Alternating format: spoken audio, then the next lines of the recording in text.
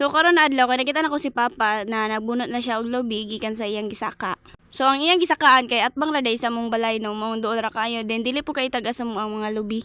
Mo tong pagkakita na ko sa iya kay gusto mo kumutry mo tong gitistingan ako siya kung unsaon siya pagbunot dili jud na ako makaya. Bisan unsaon niya tudlo sa kuan niya dili man jud ko kabalo. Then si Papa sa kuan na mobalhin na lang daw ko dito na lang daw ko sa maglukit og lubi kay nasugdan naman daw to then nabulad naman daw to og humok ra man daw to. Mo tong before ko moadto dito sa giingon ni Papa na maglukit na lang daw ko lubi ako sa ning gihuman ning ako ang isugdan kay ina. Iya gaya kung ginatudloan diri kung unsaon siya pagbunot kay dili lagi daw ko kabalo nga pangutkot na lang gyud siya sa ulo kay bisan unsaon jud ako di jud ako kabalo. Na-stress ang tawad akong Papa diri og tudlo sa ako kay dili jud ko kabalo mo tong ni ana na lang ko sa iya nagpractice gani ko para makabalo. Mo tong pagkahuman ako aning isa mo tong transfer dayon ko diri sa giingon ni Papa na diri na lang daw ko kay dali ra daw siya buhaton na naglisod man gani ko diri kaparte man day ning gahi abi na og humok ra. Nagsige intawon ko pangalot sa akong ulo dira diyan na realize na ko na dili jud ay lalim sa ginabuhat sa akong Papa para lang mahatagan mi og pagkaon mo sa adlaw-adlaw makakaon mi sa isa ka adlaw katulo.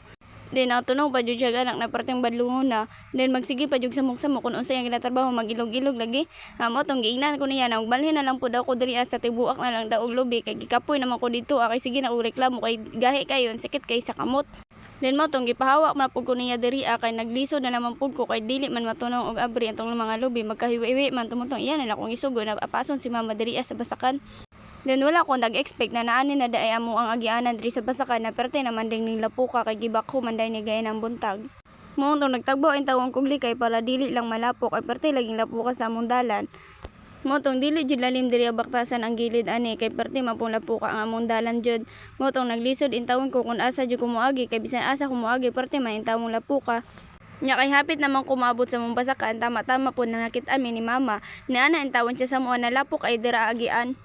Nakapangutana intawon akong mama ni ana siya nganong wala daw ko niagi dito sa akong iyaan na dalan kay mas dili daw lapok dito. Nito bag lamang ko na wala man ko kabalo na naani daning dalan diri bako daay ni. Motong pag-abot na mo tama-tama po na uli na pud si mama gikan dito sa tumoy sa mong basakan kay pauli na pud ay unta daw siya. Motong nag-relax siya kadali din nagduyan-duyan sa ko diri kay nagpaabot ko sa iya ha. Kung kanon siya sa mahuman kay magpahuway lamang daw siya kadali. Din human na uli na pud daw mi. So mao to diri lang tama ang video, bye bye.